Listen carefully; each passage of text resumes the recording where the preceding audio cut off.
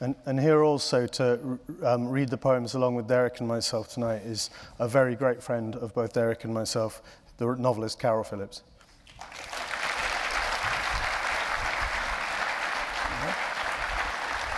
I can't hear. What do you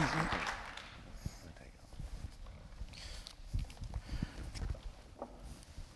Probably the most sensible way to start would be if perhaps you read the first poem that I have in the selection, which you wrote at the age of, I don't know, 6. I'll seethe here jealously.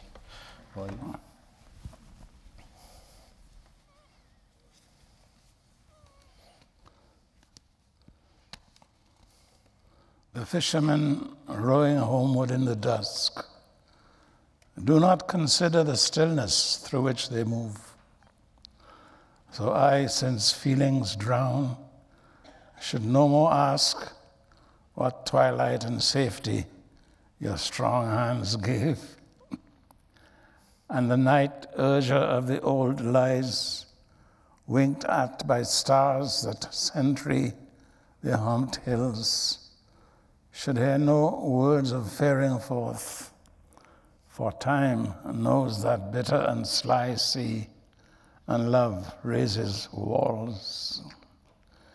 Yet others whose now watch my progress outward to a sea which is crueler than any word of love, may see in me the calm my voyage makes, parting new water in the antique hoax, and the secure from thinking may climb safe to liners, hearing small rumors of paddlers drowned near stars.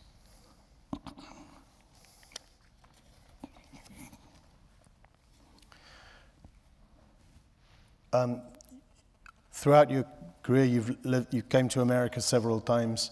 The next poem we're going to hear is called A Letter from Brooklyn. And Kaz, you want to talk about that? Or indeed, Derek. I mean, Kaz is going to read it, but I mean,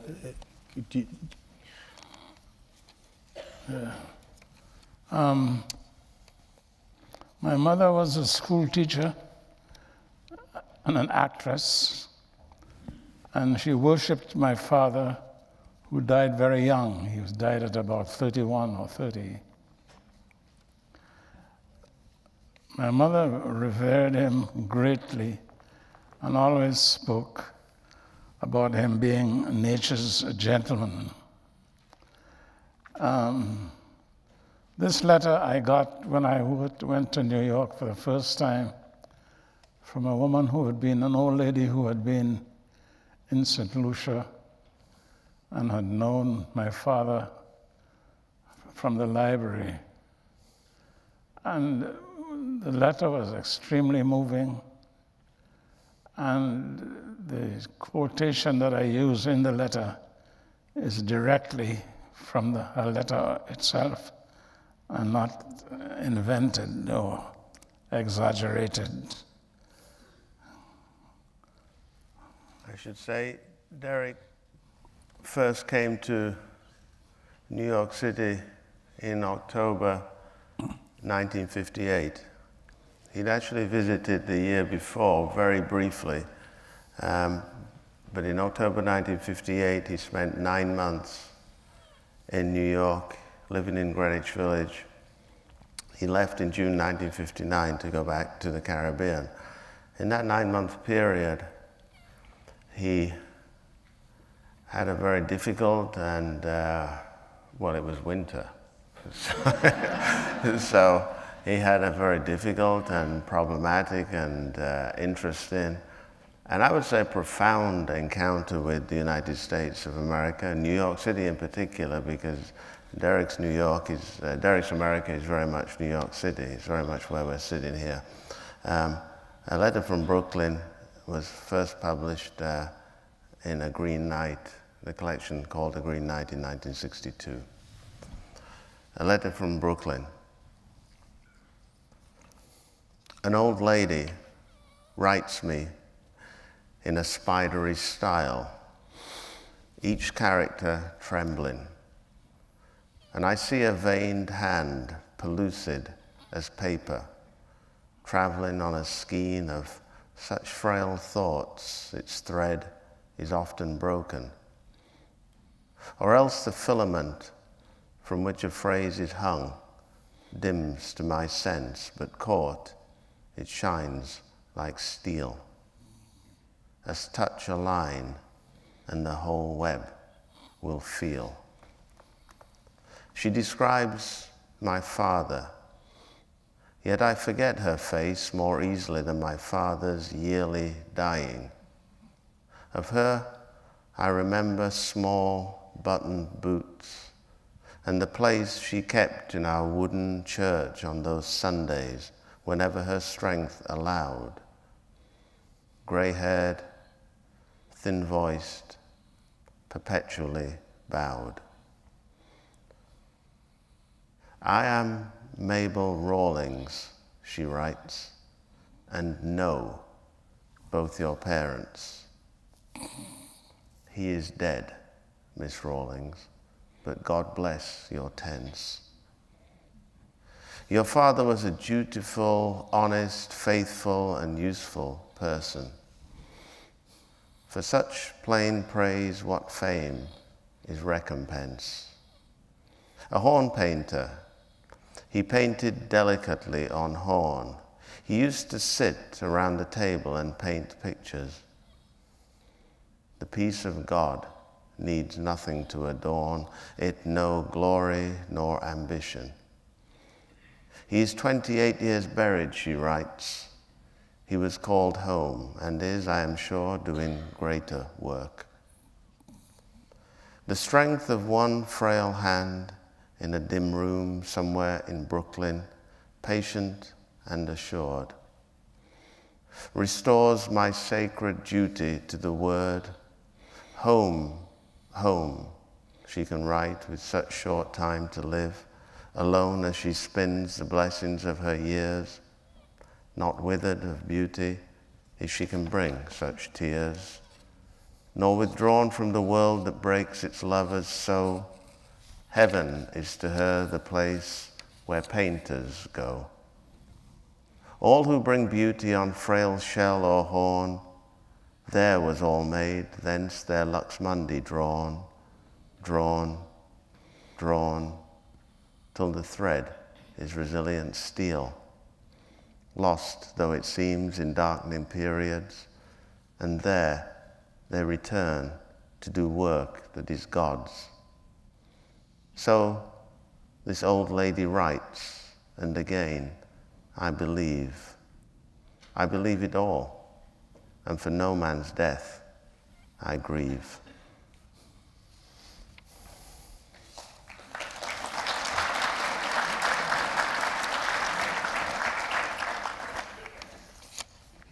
I've never asked you this, Derek.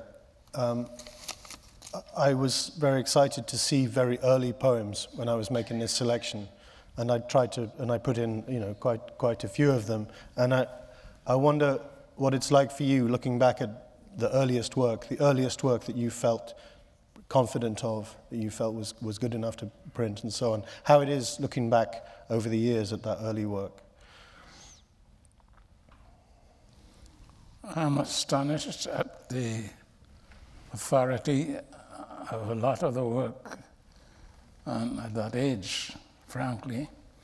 I don't think I have changed much in terms of style or concept,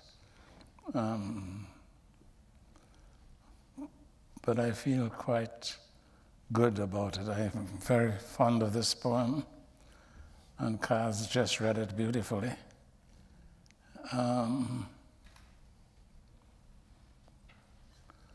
It's funny about the permanence of poetry, how it lasts. This has survived a lot of things in my life, but it is it's more than survived. So I feel quite pleased about some of my work, to put it, since you asked me.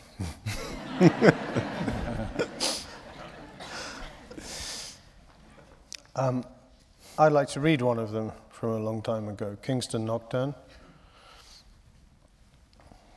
I'm going to read, this will be quite hard to hear for some of you because it's read with gritted teeth, because as all poets know, we're all the same age. I see a very young poet who's better than I was at that age by far, so I'll read it through gritted teeth. But I would say, for Derek, that an awful long time ago, before I'd written a single good poem, he said to me, we were on the same road, and that was the most encouraging thing one could say to a young writer, or a young person trying to set out in terms of any art. Kingston Nocturne. The peanut barrows whistle, and the ladies with perfumes and prophylactics included in the expenses hiss in a minor key. The desperate think of rooms with white utensils. Walking near parks where the trees, wearing white socks, shake over the illicit liaison under the leaves. Silent on the heraldic sky, the statue grieves that the locks have still to be tested, and stores shut up their eyes at the beggars and hoodlums, when the skin breaks from the city and the owls, and maggots and lice strike alight the old hates. The wrath of God flames like a neon sign on railings. They scatter their cargo of sleepless fleas. The nightclubs wink like sin, and money hushes, heals all disease. By lantern light, the pocomania of the second coming, when the Lord say him going to take us by the hand, or in antiphony, a calypso wafts from the pubs, and Ulysses again postpones Penelope.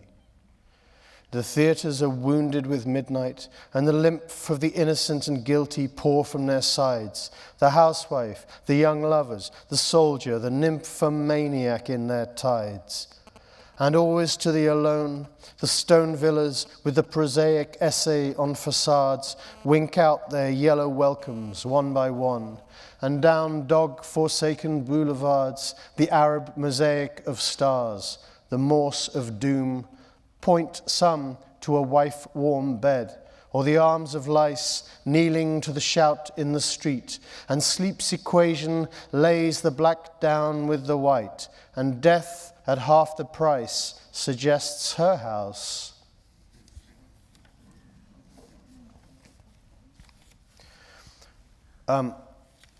Because I'm not very good at organizing things, the next poem is one I'm supposed to read, so I'm going to ask you something first. I'm going to read just the first few lines of The Spoiler's Return, which is the poem that I found in the library when I was trying to decide whether I should go to BU to study with someone called Derek Walcott, or South Carolina, which is the other place that said, come here. It's weird life, really. So, can I just say, that was obviously a colossal thing for me to come across your work in that library and think I could go out and study with that man. What was the equivalent moment as a young poet for you? Was there something you read that made you think, this is what I am? Because you could have been a painter. That's what you've been all your life. And was there a moment you thought, this tells me I'm a poet? I can't remember or recollect or relive the anguish of not being published. But I remember it was agonizing to want to be published, not to have a book. Because that's what you, and I'm sure there are people in the audience who feel like that. But believe me, if it's any good, the book will come out. Poems find their own level, mainly through other poets. Most of the students, and some of them have been brilliant. And I've seen some of their work published, maybe right after they've left the course, or even with solicitations of publication while they are there. It's great agony for a poet not to be published. To Today, everybody can make their own book virtually, and they do. But I remember that.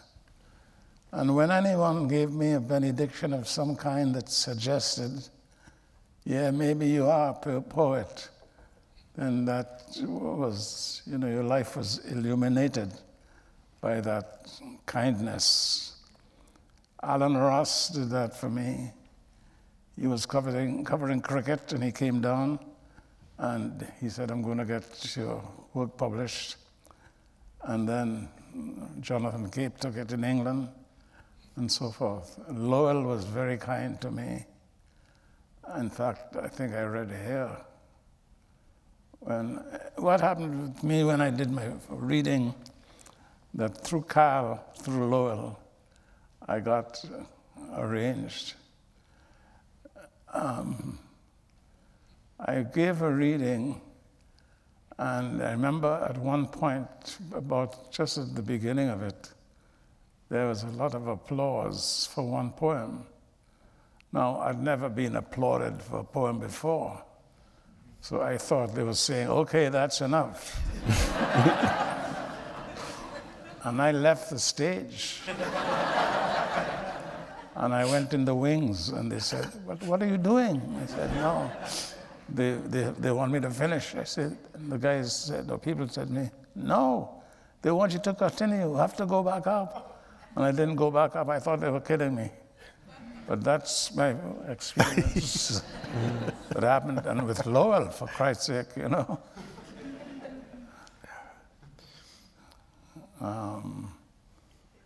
No, generally the history has been the kindness of one poet. Pound was like that, encourages another young poet to continue. Yeah. I try to do that. And it has happened. One of the people who has been my student, among the people who have been my students, one of the best, well, you're one of the better ones, obviously.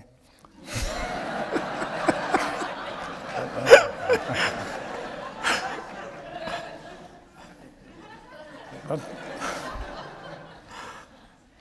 Melissa Green was a very, very good poet. Her father, she was a student, and her father died. So I said, you have to write about it. She said, it's like horror or yippee, I can have a subject, I said, no, you absolutely have to do it. She said, I can't start, what do I do? I said, just name all the plants around him, name all the trees in celebration. And she did it, and she wrote a magnificent series of elegies called the Squanicook Elegies that you should get a copy of. That's one of my best examples of help. Okay? Yeah. Well, these are the first few lines of The Spoiler's Return. So 27 years ago, this was that fork in the road for me. I sit high on this bridge in Lavent Hill, watching that city where I left no will, but my own conscience and rum-eaten wit. And limers passing me see where I sit, ghost in brown gabardine, bones in a sack, and bawl, hey, spoiler boy, when you come back. And those who bowl don't feel they out of place to peel my limeskin back and see a face with eyes as cold as a dead Macawell. And if they still can talk, I answer, hell. I have a room there where I keep a crown, and Satan send me to check out this town. Down there that hot boy have a stereo, where whole day he does blast my kaiso. I beg him 2 weeks leave, and he send me back up, not as no bedbug or no flea, but in this limeskin hat and flocky suit, to sing what I did always sing, the truth. Tell desperados when you reach the hill, I decompose, but I composing still.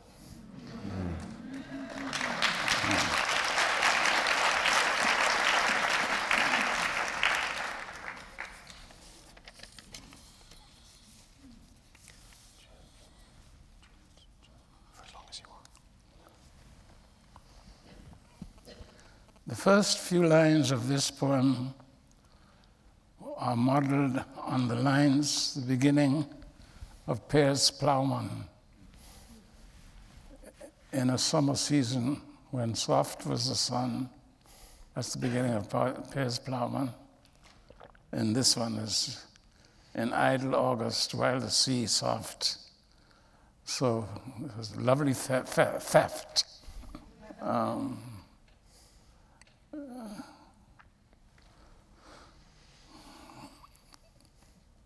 So the schooner flight.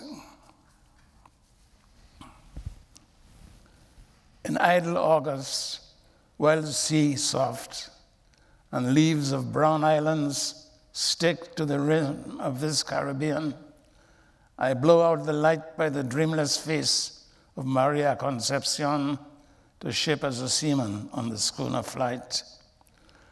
Out in the yard, turning gray in the dawn, I stood like a stone, and nothing else moved but the cold sea, rippling like galvanized, and the nail holes of stars in the sky roof, till a wind starts to interfere with the trees. I passed me dry neighbor sweeping she yard as I went downhill, and I nearly said, "Sweep soft, you bitch, 'cause she don't sleep hard." But the bitch looked through me like I was dead. A route taxi pull up, park lights still on. The driver sized up my bags with a grin. "This time, Shabin, like you're really gone." I answer the ass. I simply pile in the back seat and watch the sky burn above Laventille, pink as the gown in which the woman I left was sleeping. And I look in the rear view and see a man exactly like me. And the man was weeping for the houses, the streets, that whole fucking island. Christ have mercy on all sleeping things. From that dog rotting down Wrightson Road to when I was a dog on these streets.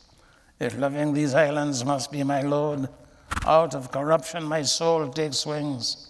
But they had started to poison my soul with their big house, big car, big time bobble, coolie, nigger, Syrian, and French Creole. So I leave them for them and their carnival. I've taken a sea bath. I've gone down the road. I know these islands from Monos to Nassau, a rusty-head sailor with sea-green eyes that they nicknamed Shabin, the pattern for any red nigger. And I, Shabin, saw when these slums of empire was paradise. I'm just a red nigger who loved the sea. I had a sound colonial education. I have Dutch, nigger, and English in me. And either I'm nobody or I'm a nation.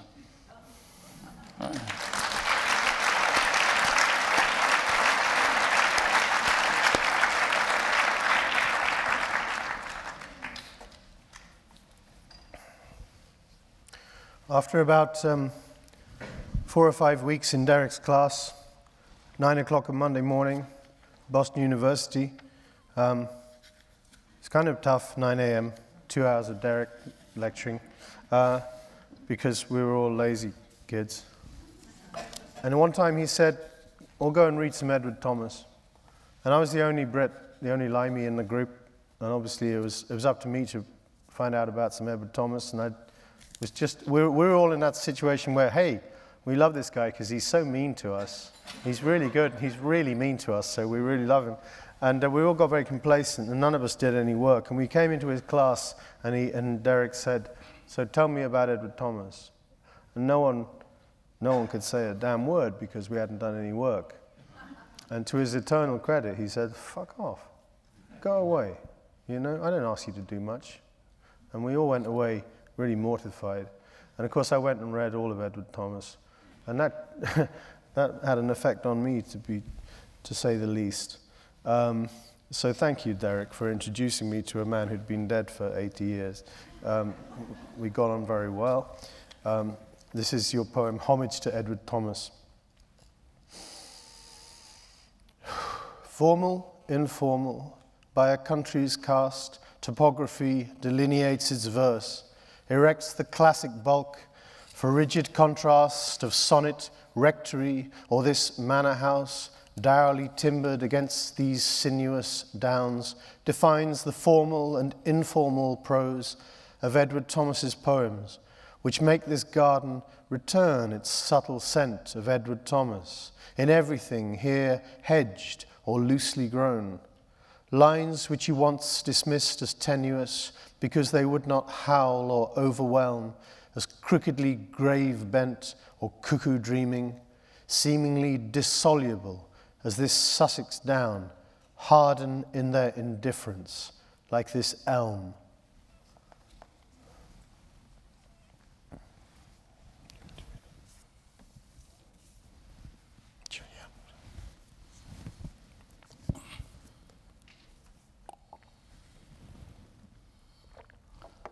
Love after love.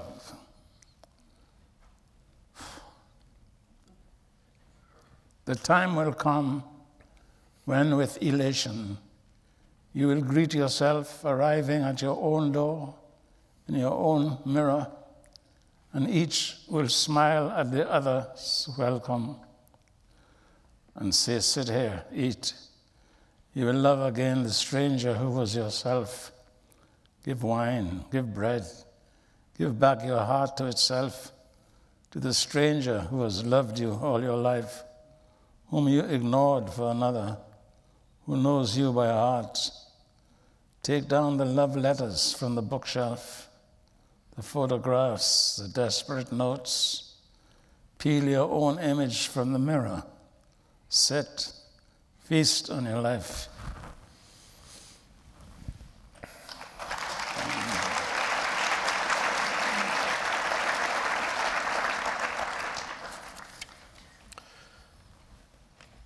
Cass, you want to, in Amsterdam, do you want to just intro that now? Do you want me to say something about Well, we're going to move to some much more recent work. These three poems are all from White Egrets. We're going to read one each, I think, and then we're going to read one more at the end. Well, maybe I should say that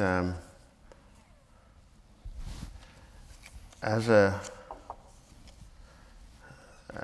the great Caribbean poet of the 20th century, one of Derek's, you don't have to listen to this.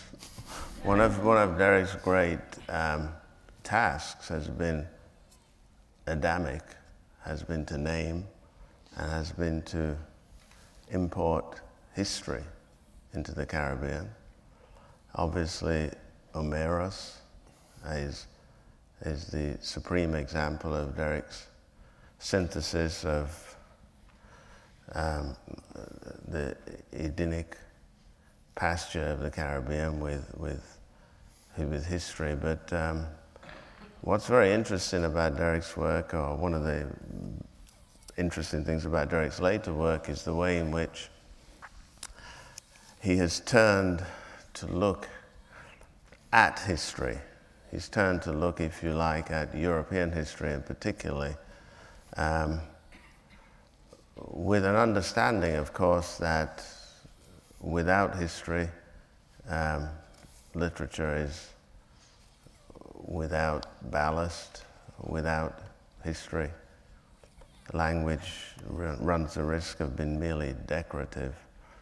And in his later work, this meditation upon European history is both profound and extremely moving for a man who has remained within, as a universalist by nature, but has remained within the parameters of the Caribbean.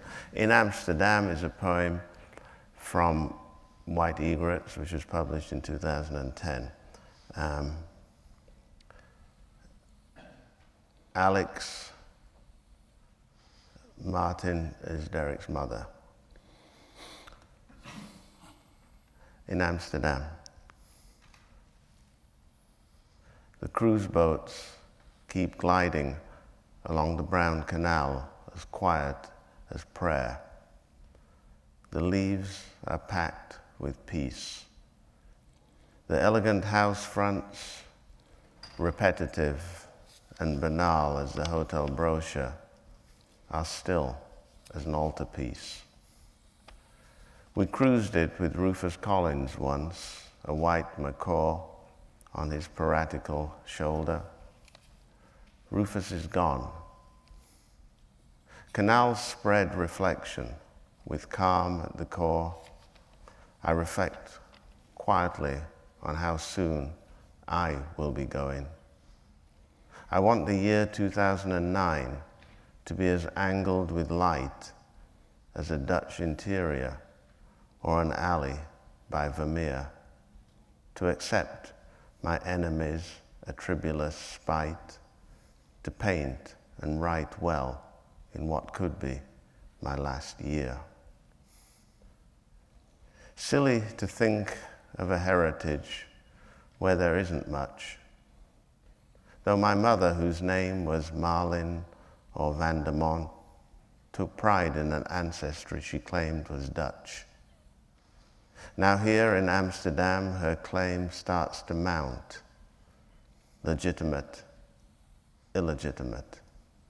I want to repaint these rubicund Flemish faces, even if it's been done by Frans Hals, by Rubens, by Rembrandt. The clear grey eyes of René, the tree shade on this side, the chestnuts that glitter from the breakfast window. Why should I not claim them as fervently as the pride of Alex Marlin, an early widow, as a creek in the Congo, if her joy was such? I feel something ending here and something begun. The light, strong leaves, the water muttering in Dutch, the girls going by on bicycles in the sun.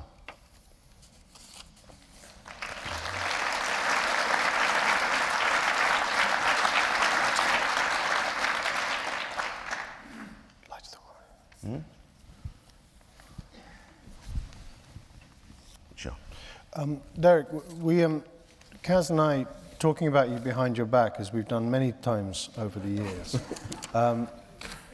we remember we discovered a mutual awe for your poem, The Light of the World.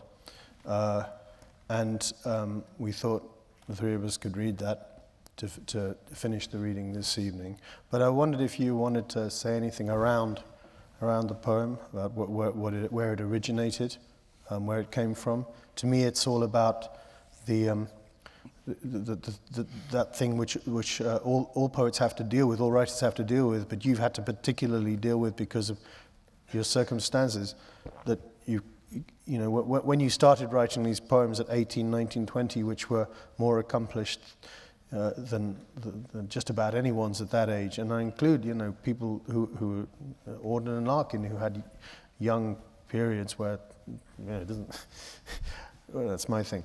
But you were growing up on an island without a bookshop, and you managed to sort of to find that sound, find that kind of grace and coherence, and so you were a poet of that place. But at the same time, by being a poet of that place, it took you away. It took you to universities. It took you to teach. It took you abroad. It took you to prizes on the whole literary circuit. So that, you know, you at the same time as you're a representative of a place, it's lost to you and you're lost to it, and that sadness is in the poem. Well, can you tell us about The Light of the World?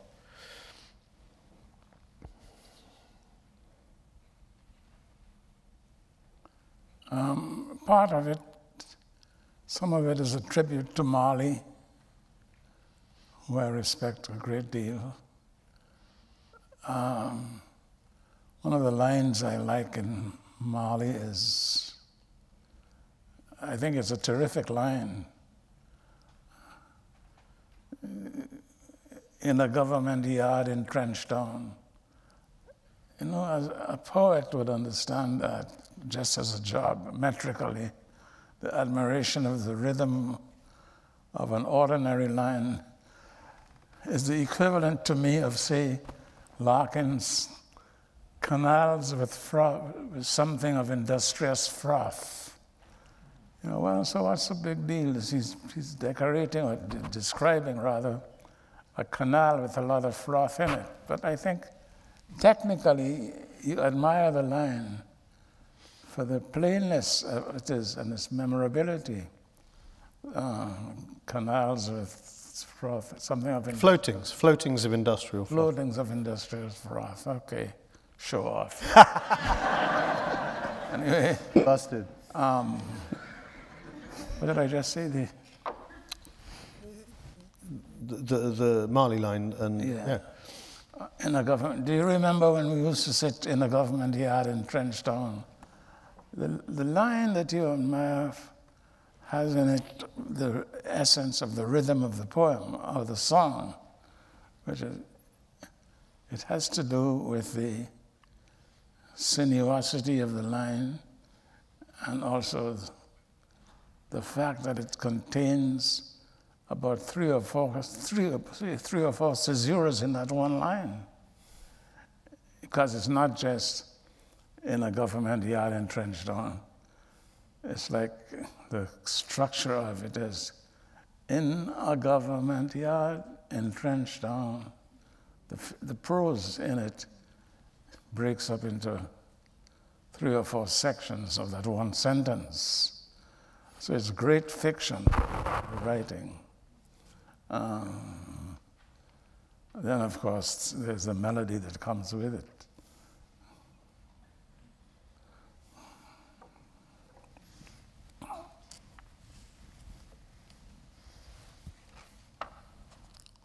The light of the world. Kaya now. Gotta have Kaya now. Gotta have Kaya now, for the rain is falling. Marley was rocking on the transport stereo, and the beauty was humming the choruses quietly. I could see where the lights on the planes of her cheek streaked and defined them. If this were a portrait, you'd leave the highlights for last. These lights silkened her black skin. I'd have put in an earring, something simple in good gold for contrast, but she wore no jewelry. I imagined a powerful and sweet odor coming from her as from a still panther, and the head was nothing else but heraldic. When she looked at me, then away from me politely, because any staring at strangers is impolite. It was like a statue, like a black Delacroix, liberty leading the people, the gently bulging whites of her eyes, the carved ebony mouth, the heft of the torso, solid and a woman. But gradually, even that was going in the dusk, except the line of her profile and the highlit cheek. And I thought, oh, beauty, you are the light of the world. It was not the only time I would think of that phrase. In a 16-seater transport that hummed between Grosse-Ile and the market, with its grit of charcoal and the litter of vegetables after Saturday's sales, and the roaring rum shops outside whose bright doors you saw drunk women on pavements, the saddest of all things, winding up their week, winding down their week. The market, as it closed on this Saturday night, remembered a childhood of wandering gas lanterns hung on poles at street corners, and the old roar of vendors and traffic when the lamplighter climbed, hooked the lantern on its pole and moved on to another. And the children turned their faces to its moth, their eyes white as their nighties. The market itself was closed in its involved darkness, and the shadows quarreled for bread in the shops, or quarreled for the formal custom of quarreling in the electric rum shops. I remember the shadows. The van was slowly filling in the darkening depot. I sat in the front seat. I had no need for time. I looked at 2 girls, one in a yellow bodice and yellow shorts with a flower in her hair, and lusted in peace. the other less interesting. That evening I had walked the streets of the town where I was born and grew up, thinking of my mother, with her white hair tinted by the dying dusk, and the tilting box houses that seemed perverse in their cramp. I had peered into parlours with half-closed jalousies, at the dim furniture, Morris chairs, a centre table with wax flowers, and the lithograph of Christ of the Sacred Heart, vendors still selling to the empty streets, sweets, nuts, sodden chocolates, nutcakes, mints. An old woman with a straw hat over her headkerchief hobbled towards us with a basket. Somewhere, some distance off, was a heavier basket that she couldn't carry. She was in a panic. She said to the driver, "Pas quitter-moi à terre," which is, in her patois, "Don't leave me stranded," which is, in her history and that of her people, "Don't leave me on the earth." Or by a shift of stress, "Don't leave me the earth for an inheritance." Pas quitter-moi à terre. Heavenly transport. Don't leave me on earth. I've had enough of it. The bus filled in the dark with heavy shadows that would not be left on earth. No, that would be left on the earth and would have to make out. Abandonment was something they had grown used to. And I had abandoned them. I knew that there, sitting in the transport in the sea-quiet dusk with men hunched in canoes and the orange lights from the VG headland, black boats on the water, I, who could never solidify my shadow to be one of their shadows, had left them, their earth, their white rum quarrels, and their coal bags, their hatred of corporals, of all authority. I was deeply in love with the woman by the window. I wanted to be going home with her this evening. I wanted her to have the key to our small house by the beach at Gros-Islet. I wanted her to change into a smooth, white nightie that would pour like water over the black rocks of her breasts, to lie simply beside her by the ring of a brass lamp with a kerosene wick and tell her in silence that her hair was like a hill forest at night, that a trickle of rivers was in her armpits, that I would buy her Benin if she wanted it and never leave her on earth, but the others too. Because I felt a great love that could bring me to tears, and a pity that prickled my eyes like a nettle, I was afraid I might suddenly start sobbing in the public transport with the Marley going and a small boy peering over the shoulder of the driver and me at the lights coming, at the rush of the road in the country darkness, with lamps in the houses and the small hills and thickets of stars. I had abandoned them. I had left them on earth. I left them to sing Marley's songs of a sadness as real as the smell of rain on dry earth or the smell of damp sand. And the bus felt warm with their neighborliness, their consideration, and the polite partings in the light of its headlamps. Glencas. In the blare, in the thud, sobbing music, the claiming scent that came from their bodies, I wanted the transport to continue forever, for no one to descend and say a good night in the beams of the lamps, and take the crooked path up to the lit door, guided by fireflies. I wanted her beauty to come into the warmth of considerate wood, to the relieved rattling of enamel plates in the kitchen and the tree in the yard, but I came to my stop outside the Halcyon Hotel.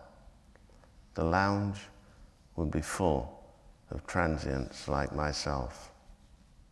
Then I would walk with the surf up the beach I got off the van without saying good night. Good night would be full of inexpressible love. They went on in their transport. They left me on earth. And a few yards ahead, the van stopped.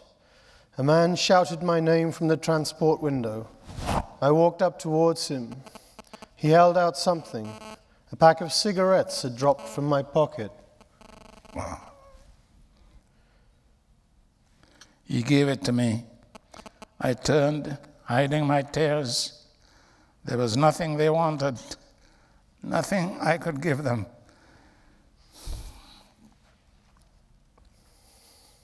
But this thing I have called the light of the world.